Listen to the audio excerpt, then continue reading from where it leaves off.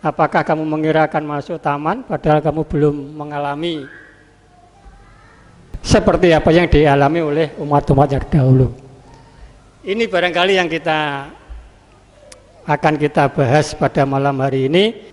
Kalau menurut Bejadid itu yang namakan ujian dan cobaan itu malah justru penting, bukan untuk dihindari.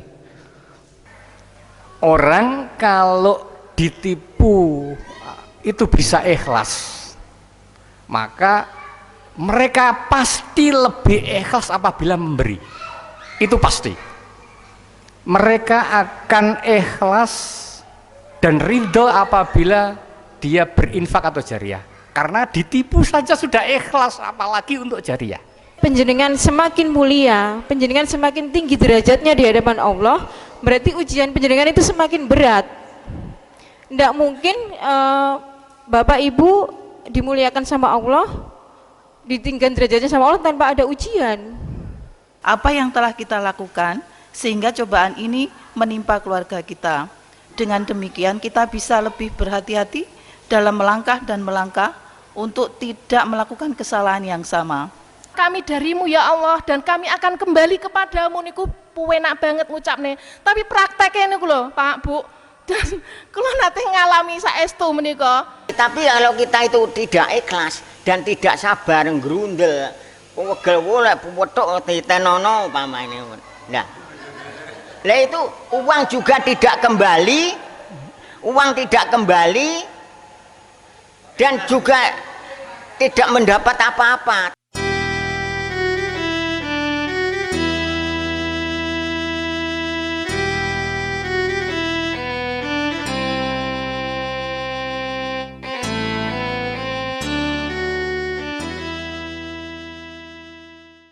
A'udzu billahi minasyaitonir rajim. Bismillahirrahmanirrahim. Sal bani Israila kam atainahum min ayatin bayyinah wa may yubaddil ni'matallahi min ba'di ma ja'athu fa innallaha syadidul iqab. Zuyyina lilladzina kafarul hayatu dunya wa yaskharuna minal ladzina amanu walladzina taqaw fawqahum yawmal qiyamah wallahu yarzuqu man yasha'u bighairi hisab. Kana an-nasu ummatan wahidah wa ba'asallahu nabiyyina mubashshirina wa mundzirin wa ansala ma'ahumul kitaba bil haqqi liyahkuma bainan nasi fi makhtalafu fi wa makhtalafa fihi illa alladzina utu min ba'di ma ja'atuhumul bayyinatu baghyan bainahum fahadallahu alladzina amanu limakhtalafu fihi minal haqqi bi'idhnihi wallahu yahdi man yasha'u ila syiratim mustaqim. Am hasibatum an tadkhulul jannata walamma ya'tikum masalul ladzina khalau min qablikum masadhumul ba'sa wad-dharra wa zulzilu hatta yaqular rasul walladzina amanu ma'ahu mata nasrullah ala inna nasrallahi qarib yas'alunaka ma'adha yunfikun kul ma anfaqtum min khairin falil walidaini wal aqrabina wal yatama wal masakini wa banis sabil wa ma taf'alu min khairin fa innallaha bihi alim. Kutiba alaikumul qital wa huwa kurhul lakum wa asa an takrahu syai'an wa huwa khairul lakum wa asa an tuhibbu syai'an wa huwa syarrul lakum wallahu ya'lamu wa antum la ta'lamun. Tanyakanlah kepada Bani Israel, berapakah tanda bukti yang terang yang telah kami berikan kepada mereka? Dan barang siapa menukar nikmat Allah setelah itu datang kepadanya, maka sesungguhnya Allah itu yang maha berat hukumannya. Kehidupan dunia ditampakkan indah kepada kaum kafir, dan mereka menertawakan orang yang beriman. Dan pada hari kiamat, orang yang bertakwa berada di atas mereka, dan Allah memberi rezeki kepada orang yang Ia kehendaki tanpa hitungan. Manusia adalah umat satu, maka Allah membangkitkan para nabi sebagai pengemban berita baik dan sebagai juru ingat, dan bersama mereka Dia turunkan kitab dengan kebenaran, agar ini dapat mengadili antara manusia mengenai hal yang mereka berselisih, dan tak ada yang berselisih tentang itu kecuali mereka yang telah diberi kitab itu setelah tanda bukti datang kepada mereka, karena saling iri hati di antara mereka. Maka atas perkenaannya Allah memimpin orang yang beriman kepada kebenaran yang mereka berselisih di dalamnya, dan Allah memimpin siapa yang Ia kehendaki pada jalan yang benar. Apakah kamu mengira bahwa kamu akan masuk taman, padahal kamu belum pernah mengalami seperti apa yang dialami oleh orang-orang yang sudah lalu sebelum kamu? Kesengsaraan dan malapetaka telah menimpa mereka, dan mereka diguncangkan sehebat-hebatnya, sampai-sampai utusan dan orang yang beriman dengan Dia berkata, kapankah datang pertolongan Allah? Oh, sesungguhnya pertolongan Allah itu dekat. Mereka bertanya kepada engkau, apakah yang harus mereka belanjakan? Katakanlah, kekayaan apa saja yang kamu belanjakan? Ini diperuntukkan bagi ayah dan ibu dan kaum kerabat dan anak yatim dan orang miskin dan orang bepergian. Dan kebaikan apa saja yang kamu lakukan, Allah sungguh-sungguh tahu akan ini. Perang diwajibkan kepada kamu, walaupun itu tak disukai oleh kamu, dan boleh jadi kamu tak menyukai suatu barang, sedangkan barang itu baik bagi kamu, dan boleh jadi kamu menyukai suatu barang, sedangkan barang itu tak baik bagi kamu, dan Allah tahu, sedangkan kamu tak tahu. Setelah kita membicarakan panjang lebar tentang perbedaan-perbedaan kecil tentang syariat dengan agama-agama yang dulu-dulu, termasuk penyempurnaan syariat yang disempurnakan di dalam syariatnya Nabi kita Muhammad SAW yang sekarang dikenal dengan nama agama Islam. Walaupun Islam itu sendiri sebenarnya agamanya para nabi-nabi sejak dulu. Jadi secara akidah itu keberlanjutan, tidak ada masalah. Hanya masalah-masalah kecil saja yang membedakan, karena memang barangkali tingkat budaya masyarakat zaman-zaman dulu sampai zaman sekarang itu memang berbeda. Jadi itulah yang membedakan syariat yang kecil-kecil, maka disempurnakan pada syariat Nabi Muhammad SAW. Di ruku-ruku, beberapa ruku itu kita sudah membahas. Kemudian masuk pada ruku ke-26, masalah cobaan dan bencana. Dalam ayat yang ke-211 itu yang dipercontohkan tetap Bani Israel. Ayatnya memang mengenai Bani Israel, walaupun sebenarnya ayat itu umum untuk semua, bukan untuk Bani Israel saja. Tapi memang karena sejarahnya itu yang banyak meninggalkan nikmat Allah itu adalah umat Bani Israel, maka itu dinas di dalam Al-Quran sebagai contoh. Jadi nikmat yang disebut di dalam ayat itu kan kitab suci. Kalau di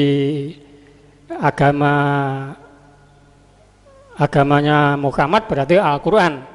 Kalau agamanya nabi-nabi yang dulu itu disebut Alkitab. Kitab sebenarnya sama penyebutannya, ya kitab, tulisan yang dibukukan, kitab. Nah, karena mereka meragukan, mengingkari, maka nikmat itu akan dicabut. Yang akan ditampakkan kepada mereka yang indah-indah saja, yaitu kehidupan dunia, ayat yang ke-212. Nah, untuk memperoleh kenikmatan Allah itu saya hafal dengan ayatnya Majlis yang disukai Majlis, yang dihafal itu yang 214 itu. Apakah kamu mengira akan masuk taman padahal kamu belum mengalami seperti apa yang dialami oleh umat-umat yang dahulu. Ini barangkali yang akan kita bahas pada malam hari ini sesuai dengan judul peristiwa yang terjadi ini merupakan, apakah murni merupakan cobaan atau itu merupakan bencana, artinya hukuman. Apakah itu murni cobaan atau sebagai hukuman? Yang terbaru adalah gunung meletus. Nah, monggo, ini yang barangkali sebagai pembuka saja untuk ruku yang ke-26. Barangkali ada yang mengawali, Pak Musin atau Mas Lis. Ini yang masalahnya saya tahu ini sudah guyang-guyu, ayatnya sudah dihafal. Monggo Mas Lis. Sesuai dengan judul tadi, cobaan dan bencana, saya mengutip dari buku Safinatun Nuh yang Mujadid itu memberikan yaitu nasihat. Saya bacakan saja di halaman yang ke-9. Perlu sekali saudara diuji dengan bermacam-macam kesusahan dan penderitaan seperti kaum mukmin yang sudah-sudah. Oleh karena itu, janganlah sekali-kali saudara jatuh. Bumi tak akan membahayakan saudara sedikit pun jika pertalian saudara dengan langit kuat. Manakala saudara menderita sesuatu yang tak menyenangkan, ini hanya karena timbul perbuatan saudara sendiri. Jika di dunia ini saudara kehilangan kehormatan, Allah akan memberikan kehormatan di langit yang tak akan lenyap. Oleh karena itu, janganlah saudara meninggalkan Allah. Apapun yang harus saudara tempuh, mungkin saudara difitnah sehebat-hebatnya sampai harapan saudara menjadi hilang. Namun dalam hal demikian, janganlah saudara menjadi susah, karena ini merupakan cobaan Allah untuk menguji saudara, apakah saudara sabar atau tidak. Jadi Mujadid nasihatnya begitu tentang musibah dan cobaan itu. Sebelum masuk ke itu, saya membaca surat nomor 29 ayat yang kedua dan ketiga. Apakah manusia mengira bahwa mereka akan dibiarkan begitu saja karena mereka berkata kami beriman dan mereka tak akan diuji? Dan sesungguhnya kami telah menguji orang-orang sebelum mereka, maka Allah tahu benar orang-orang yang tulus dan Ia tahu benar orang-orang yang dusta. Jadi kalau menurut Bejadid itu yang dinamakan ujian dan cobaan itu malah justru penting, bukan untuk dihindari. Jadi tadi kan kamu harus mengalami ujian dan cobaan agar tahu bahwa Allah itu yang berkuasa, yang berkuasa atas segala sesuatu. Dan ujian dan cobaan ini yang sudah pernah jadi dilakukan oleh orang-orang yang terdahulu, para nabi, orang tulus dan sebagainya. Seperti dalam surat tadi yang nomor 214 itu tadi. An khafsibtum an tadkhulul jannah walam ayatikum masalul ladina min qablikum masatumul basa'u wadhara'u wal zulzilu hatta yaqula rasul waladina amanu ma'ahu mata nasrullah Allah inna nasrullahi qarib. Jadi apakah kamu mengira bahwa kamu akan masuk taman, masuk ketentraman, masuk dalam kedamaian, padahal kamu belum pernah mengalami seperti apa yang dialami oleh orang-orang yang sudah lalu sebelum kamu. Jadi kita semua saya pikir pasti oleh Allah diuji dengan cobaan dan bencana. Pasti. Tinggal sikap kita cara menanggapi itu sebagai cobaan atau sebagai anugerah atau sebagai siksa, sangat bergantung pada jiwa itu sendiri, sangat bergantung pada jiwa setiap individu itu sendiri. Ada sebagian kalau dicoba dengan bencana itu dengan alhamdulillah. Kenapa? Karena dia merasa Allah itu mengingatkannya sehingga dia akan selalu ingat kepada Allah, sehingga dia akan selalu dekat kepada Allah. Kalau itu sebagai siksa karena tidak pernah mengingat Allah, ya itu sebagai siksa. Sangat bergantung pada pribadi. Ya tidak sama. Setiap teman-teman semua tidak sama dalam mengalami seperti ini. Kalau orang yang tahu akan alhamdulillah karena akan didekatkan kepada Allah, lebih dekat lagi. Ya, seperti itu. Jadi orang dikasih sakit pun juga itu termasuk didekatkan. Kalau orang menyadari, karena sakit sehat itu hanya Allah yang memberikan.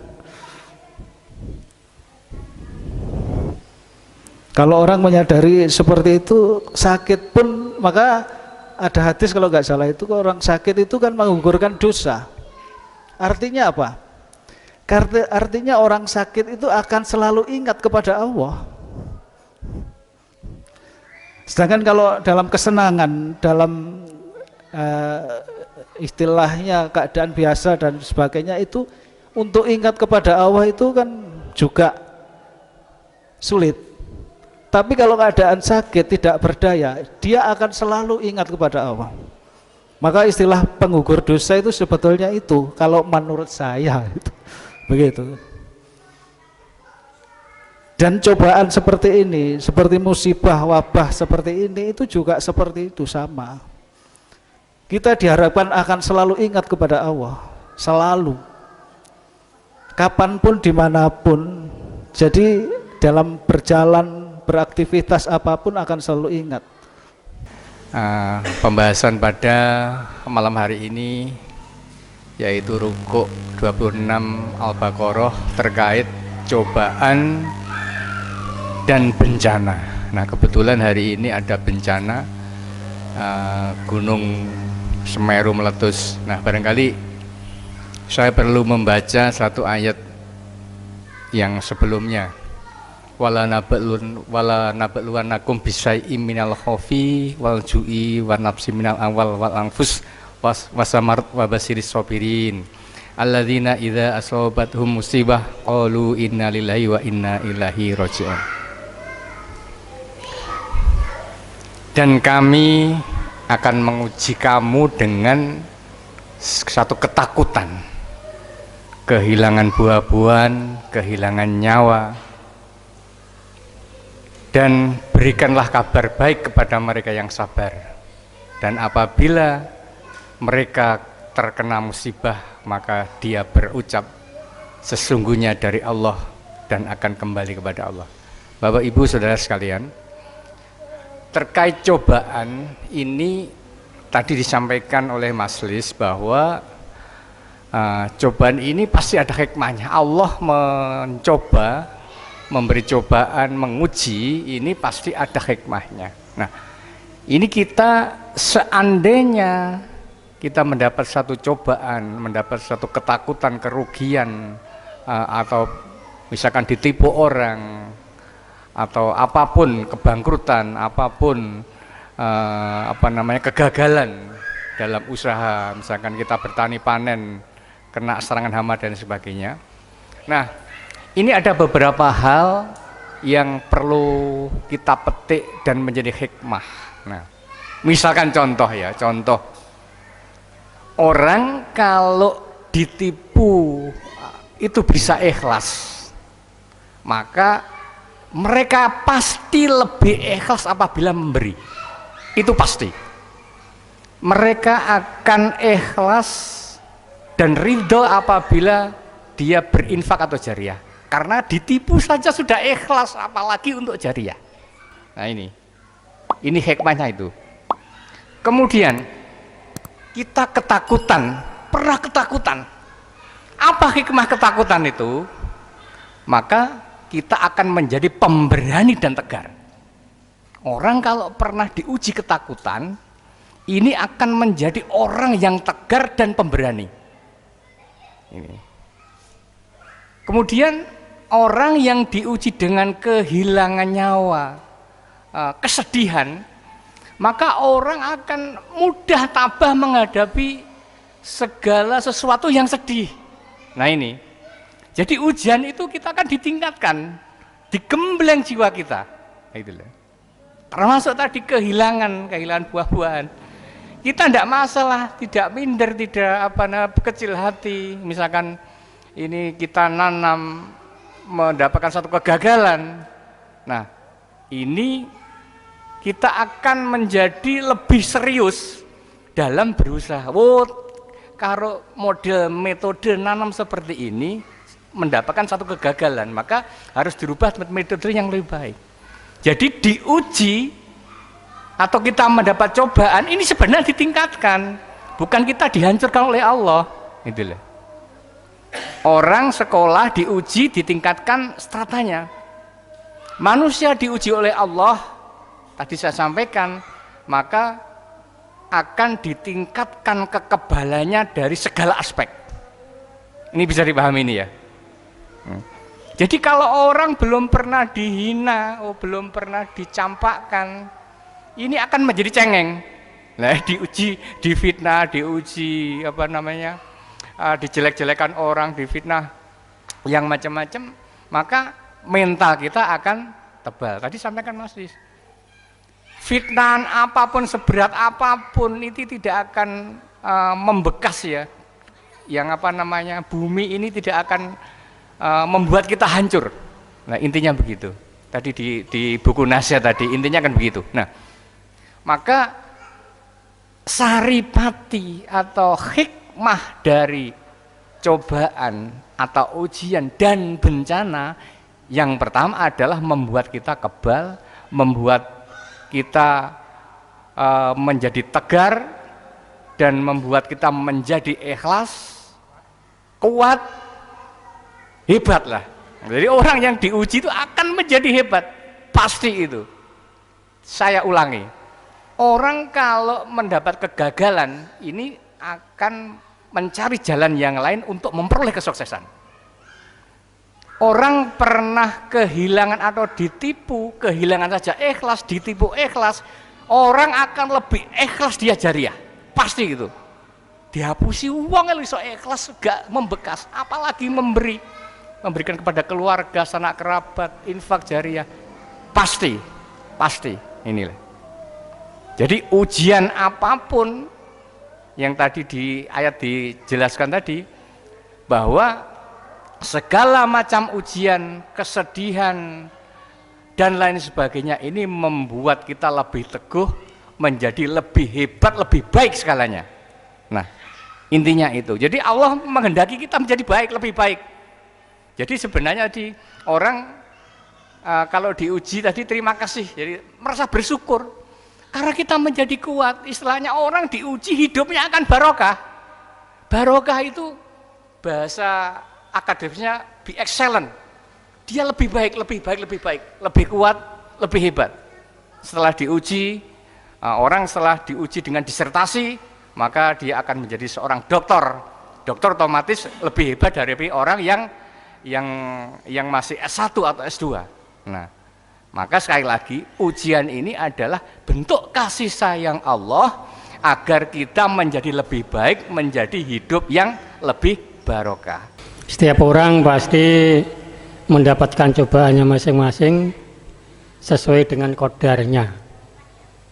Jadi Allah memberikan cobaan sesuai dengan tingkatannya masing-masing.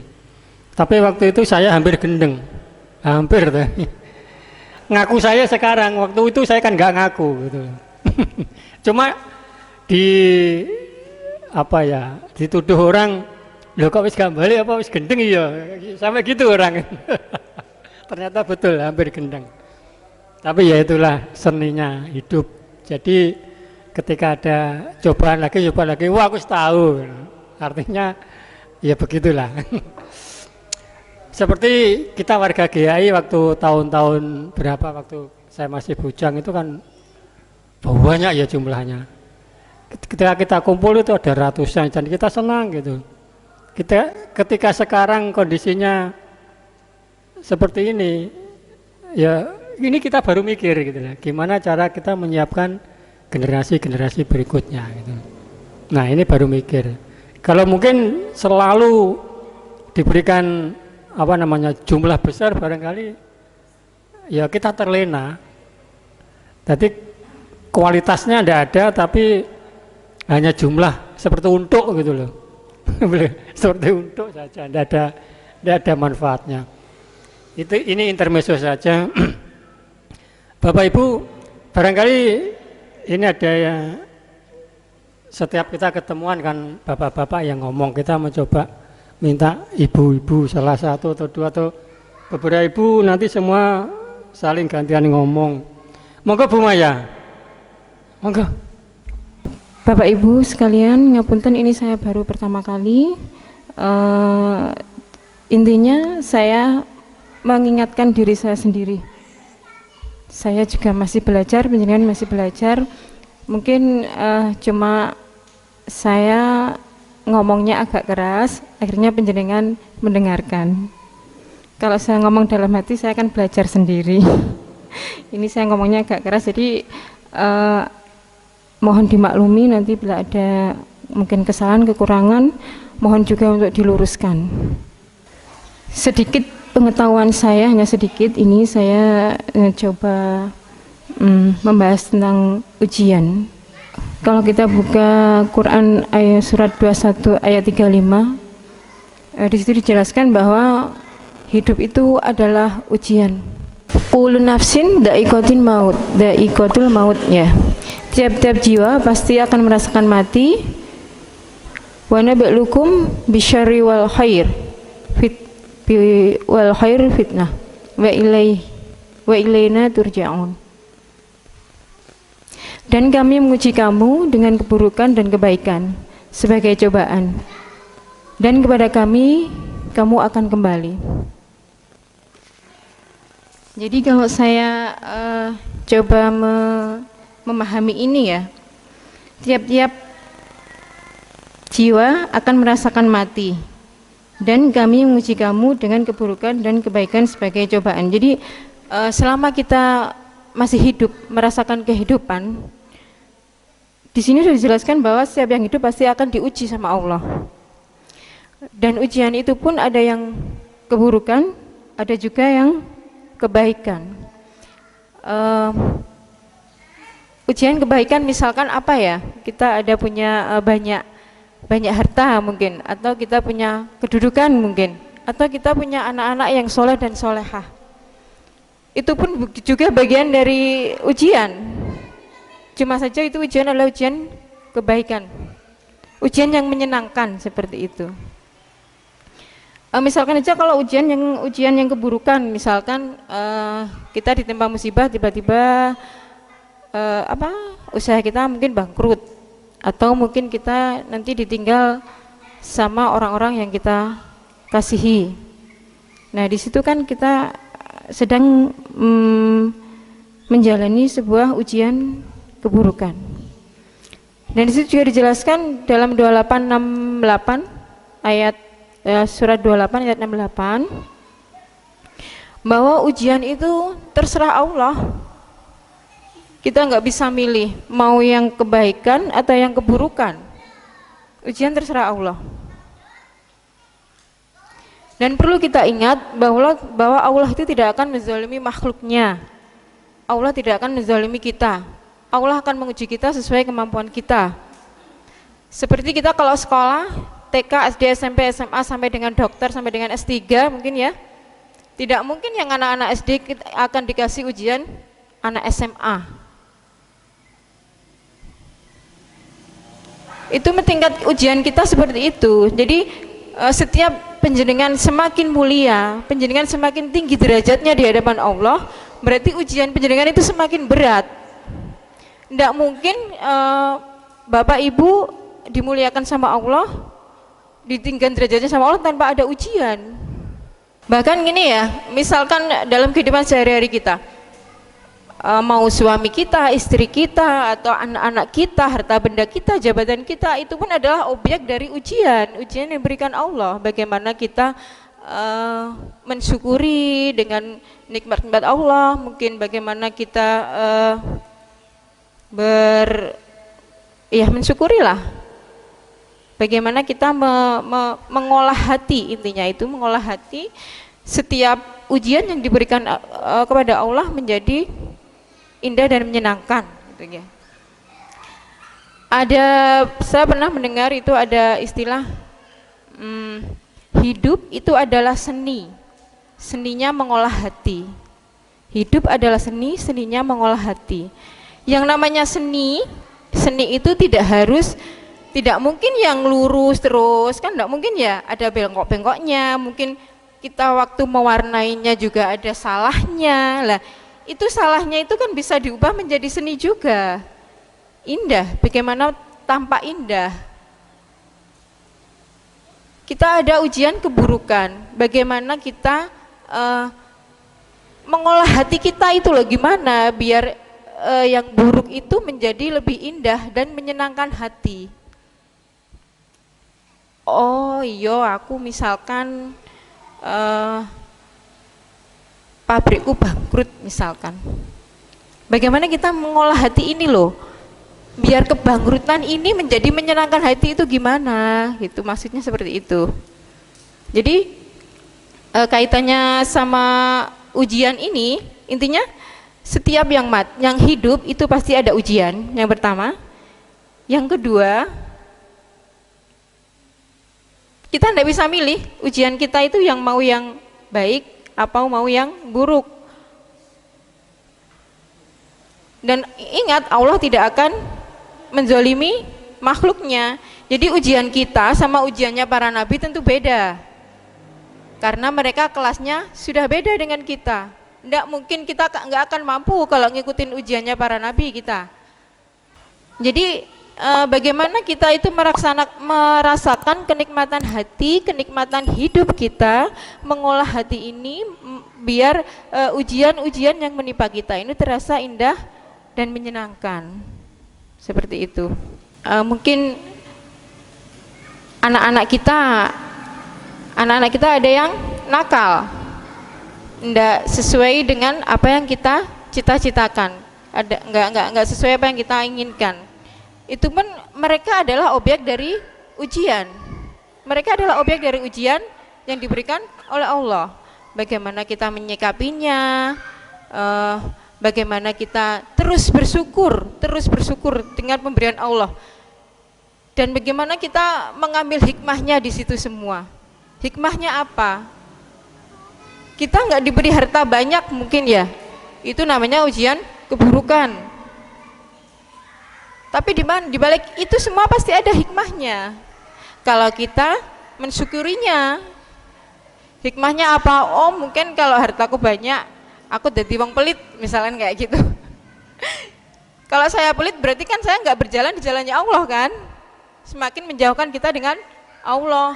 Oh jadi kalau saya ini dapat ujian keburukan, ini sebenarnya Allah itu sayang sama saya. Nanti kalau saya dapat ujian yang baik-baik, saya akan jauh dari Allah karena Allah sayang sama saya. Jadi Allah memberikan ujian seperti ini biar saya ingat terus sama Allah, biar saya lebih dekat sama Allah, mungkin seperti itu. Dan ingat ya, kalau kita ingat kalau ujian itu kita nggak bisa milih. Jadi tetap semua sudah ditetapkan sama Allah, semua juga sudah atas izinnya Allah. Tidak mungkin sesuatu yang terjadi sama kita tidak atas izinnya Allah, tidak mungkin. Mesti dengan izinnya Allah. Dan semua yang terjadi dengan izinnya Allah dan pasti ada hikmahnya kalau kita mau mempelajarinya. Mungkin kita pokoknya gimana lah caranya biar semuanya itu tampak indah dan menyenangkan, seperti itu intinya.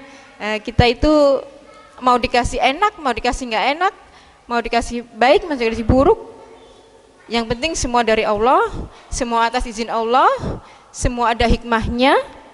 Dan kita percaya pada qada dan qadar ya. Kalau memang kita qada dan qadarnya seperti ini, memang ini jalannya sudah tertulis di Lauhul Mahfuz, seperti itu. Itu untuk menyenangkan hati saya maksudnya, untuk mengolah hati saya, biar saya lebih tenang, saya lebih bisa mendekatkan diri dengan Allah, dan saya bisa terus mensyukuri nikmatnya Allah. Kalau saya tidak mensyukuri, sebenarnya saya itu benar-benar tidak tahu malu mungkin ya. Saya itu sudah dari bangun tidur melek, tanpa pertolongan Allah saya tidak bisa. Saya bernafas sampai saat ini, kalau enggak karena Allah saya juga enggak bisa. Masa diwenehi ujian sedino gak iso makme wis wambate ra karo-karuan. Aduh, bener-bener saya mungkin bisa bikin malu kalau gitu, kayak gitu ya. Banyak sekali nikmat yang sudah kita terima, tapi dengan sedikit ujian keburukan sudah sambate ra karo-karuan, sudah kasarane kayak soro-soro dhewe. Sepertinya ndak, Allah itu ndak pantas ngasih ujian kayak gini kepada kita gitu ya.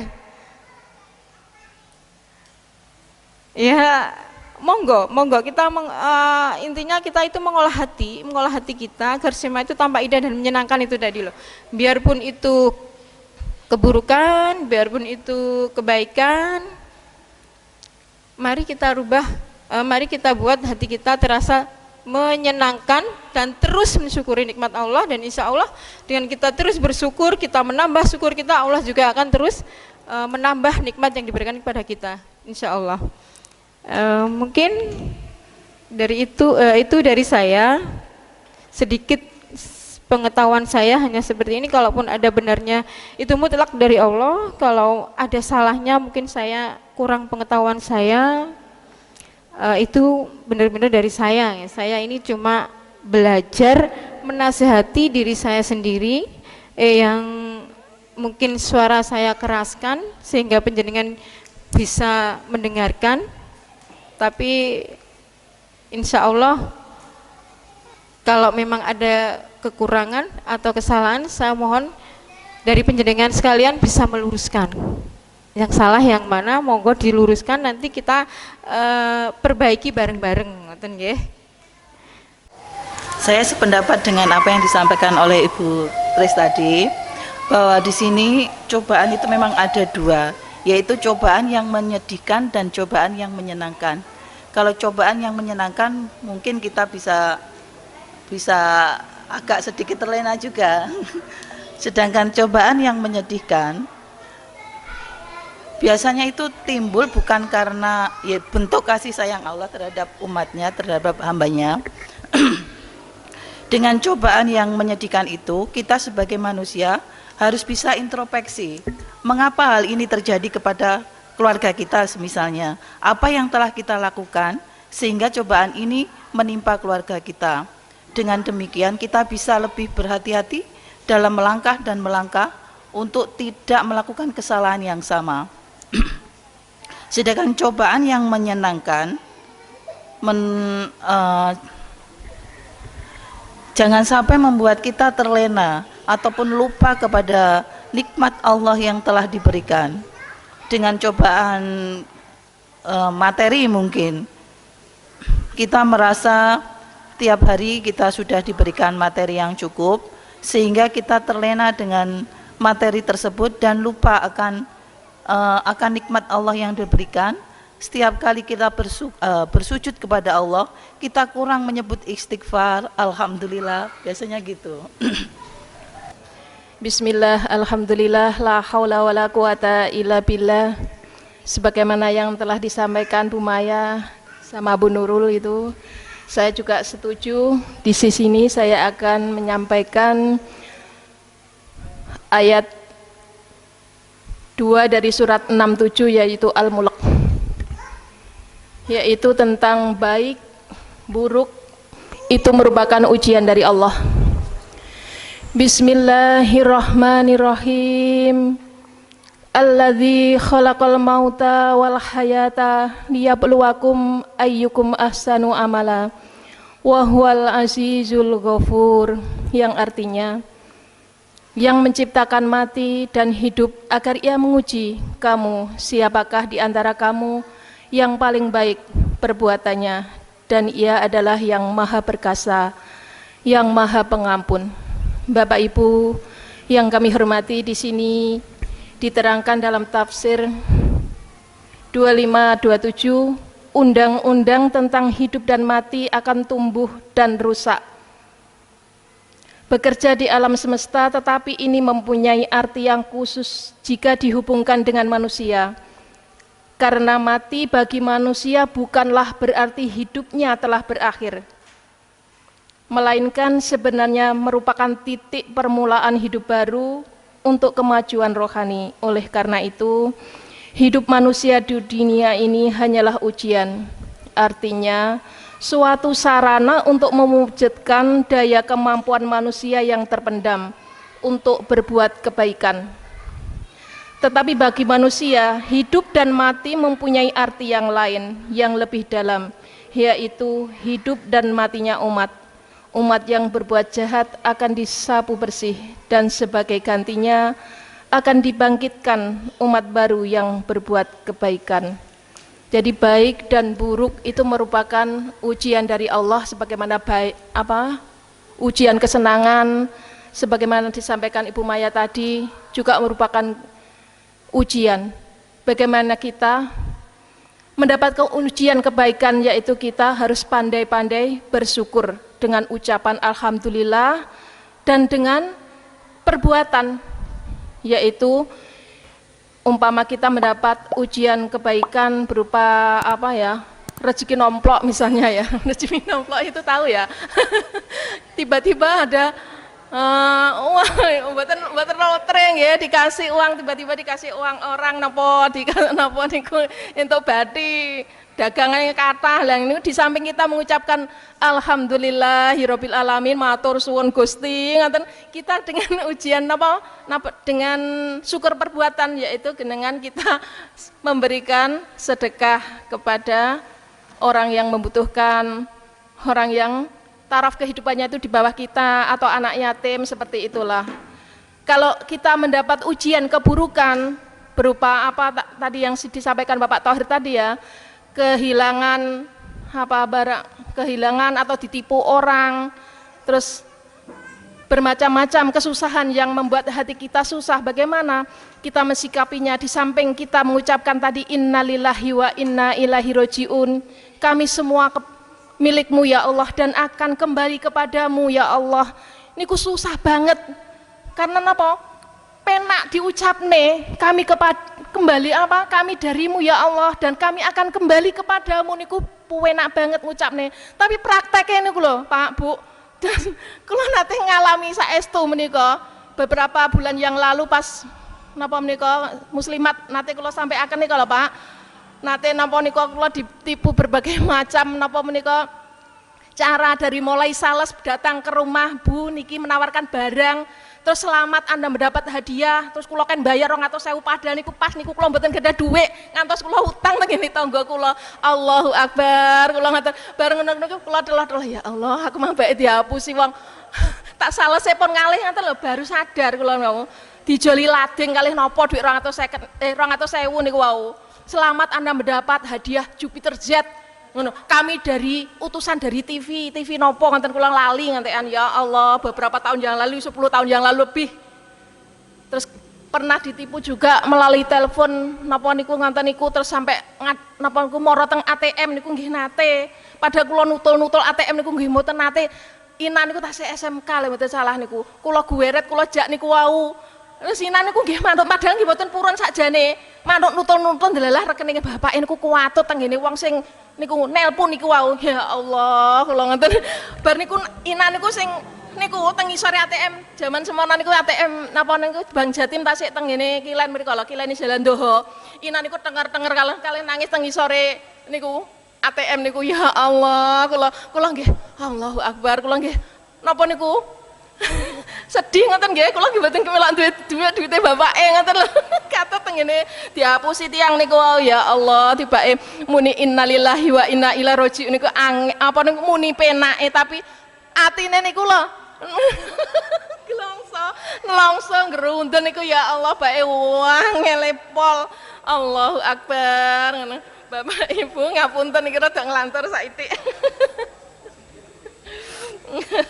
Mudah-mudahan kita bisa ikhlas menerima apapun yang diberikan Allah, baik dan buruk, karena Rasulullah bersabda nggih napa niku bareng siapa yang apa niku seorang mukmin itu apapun yang diberikan baik itu juga baik ya. Kalau kita bisa bersyukur itu baik.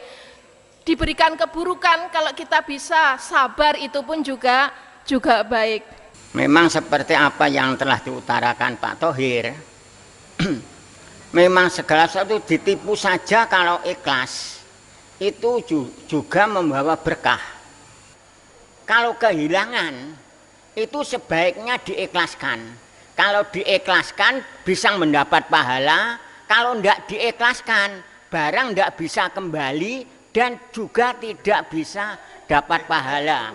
Saya hanya gitu kalau tapi kalau biasanya kalau kita itu menyampaikan hadis ayat kalau di luar ya biasanya itu ya kurang pas lah gitu menurut saya itu. Dan saya juga pernah mengetahui yaitu katanya tahunan putranya dia itu katanya suaminya itu belum bayaran, itu akhirnya dia itu minta segala ubur rampennya, itu akhirnya yang dimintai ya saya kasih tahu ya seandainya tidak dikembalikan ya diikhlaskan saja. Seandainya tidak ikhlas itu pun nanti juga tidak mungkin kembali, tapi seandainya ikhlas kita mendapat pahala. Memang Allah itu kalau cinta pada hambanya pasti mengalami ujian. Jika Allah mencintai seorang hamba, maka dia akan mencobanya dengan cobaan yang tidak ada obatnya. Maksudnya tidak ada obatnya, belum menemukan obatnya. Suatu misalnya, ini suaranya saya sendiri juga COVID-19 itu ceritanya itu belum menemukan obatnya. Nah, jika dia sabar, maka Allah memilihnya. Jadi harus sabar, tidak boleh gerundel ngeresulo, tidak boleh. Kita harus sabar, maka Allah memilihnya. Dan jika dia ridho ikhlas, maka Allah menjadikan pilihannya. Dari Anas radhiyallahu anhu, Rasulullah shallallahu alaihi wasallam bersabda, sungguh besar pahala setimpa dengan besarnya cobaan. Jadi kalau kita itu cobaannya besar, pahala kita juga besar. Dan sungguh Allah Ta'ala apabila mencintai suatu kaum, Allah menguji mereka dengan cobaan. Barang siapa yang ridho, maka baginya keridhaan menjadi pilihannya dari Allah. Sedangkan barang siapa yang marah, maksudnya itu tidak sabar, maka baginya mendapat kemarahan dari Allah. Jadi kita harus sabar. Seandainya mendapat musibah, kita harus sabar. Jadi jangan terlalu susah akhirnya menangis, itu berarti kan tidak rela itu. Dan ridho itu apa? Maka dari ridho, arti ridho kepada sesuatu adalah merasa cukup dan puas dengannya, serta tidak menginginkan selain keridhaan Allah. Lalu dalam surat Ar-Rum surat 30 ayatnya 38, maka berikanlah haknya kepada kerabat dekat, juga kepada orang miskin dan orang yang dalam perjalanan. Itulah yang lebih baik orang-orang yang mencari keridhaan Allah. Kalau kita itu mencari keridhaan Allah, kita harus tahu pada orang-orang miskin, pokoknya secara orang yang mengalami kekurangan. Dan mereka itulah orang-orang yang beruntung. Jadi kita itu harus tahu pada lingkungan kita, sekiranya itu memang kekurangan, kalau kita itu harus berusaha membantu. Itulah bukti keridhaan hati kita itu.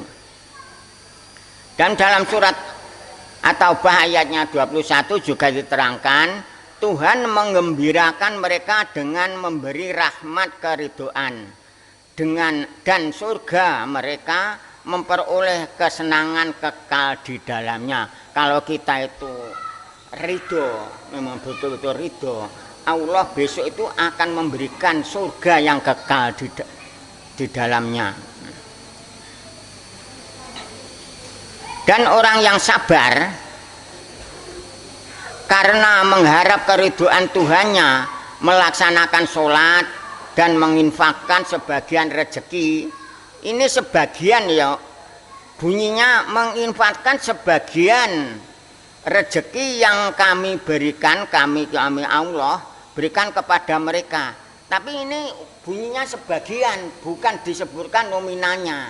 Jadi saya berpendapat, seandainya saya punya uang 100, saya menginfakkan 5.000, lalu ada yang orang punya uang 50.000 menginfakkan juga 50.000, ini saya berpendapat pahalanya besar yang punya uang 50.000 menginfakkan 5.000, karena saya punya 10.000. Karena di sini tidak diterangkan yaitu nominalnya atau persentasenya, sebagian.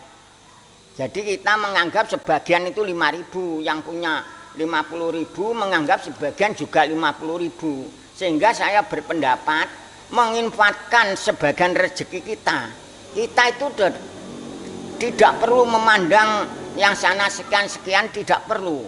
Jadi kita itu hanya mengukur pada diri kita sendiri. Gimana baiknya itu. Lalu tentang sabar ya, itu tadi kan ridho. Jadi segala sesuatu mendapat cobaan itu harus ridho itu. Memang intinya harus ridho. Supaya kita beruntung, supaya kita bisa masuk surganya Allah. Lalu di sini ada yaitu diriwayatkan dari Abu Sa'id Al-Khudri radhiyallahu anhu, Rasulullah shallallahu alaihi wasallam bersabda, siapa yang sungguh-sungguh berusaha untuk bersabar, maka Allah akan memudahkan kesabaran baginya. Dan tidaklah seseorang dianugerahkan oleh Allah Subhanahu wa ta'ala pemberian yang lebih baik dan lebih luas keutamaannya daripada sifat sabar. Jadi kita itu kalau mendapat sifat sabar itu termasuk orang yang pilihan, termasuk orang yang baik. Jadi kita itu kalau dicoba, diuji, kita diuji suatu, misalnya kita ditipu, uang kita ditipu sampai berapa ratus juta. Kita itu cobaan ujian itu tadi, kalau kita ikhlas dan sabar, yaitu sangat beruntung sekali. Tapi kalau kita itu tidak ikhlas dan tidak sabar, ngerundel, wegel wolek puwetok titenono umpama ini. Nah, lah itu uang juga tidak kembali. Uang tidak kembali dan juga tidak mendapat apa-apa. Tapi kita kalau ridho dan sabar, insya Allah yaitu Allah akan memberi yaitu imbalan yang setimpal dengan cobaan tadi, karena di atas tadi saya yaitu mengutarakan masalah besar pahala kita itu tergantung dari besarnya cobaan.